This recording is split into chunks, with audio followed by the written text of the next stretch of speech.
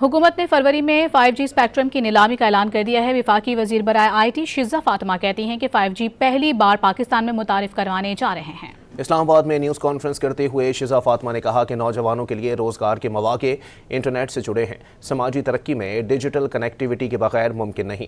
Spectrum की नीलामी में 7 बैंड्स शामिल हैं, जिनमें से 2 बैंड्स पहले ही नीलाम हो चुके हैं। 5 नए बैंड्स शामिल किए जा रहे हैं। उन्होंने बताया कि वफाकी काबीना ने mobile virtual network operator framework की भी मंजूरी दे दी है।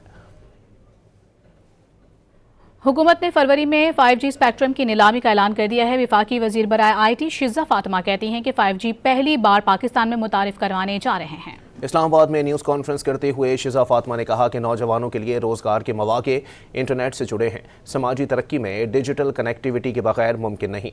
स्पेक्ट्रम की नीलामी में 7 बैंड्स शामिल हैं, जिनमें से 2 बैंड्स पहले ही नीलाम हो चुके हैं। 5 नए बैंड्स शामिल किए जा रहे हैं। उन्होंने बताया कि वफाकी काबीना ने mobile virtual network operator framework की भी मंजूरी दे दी है।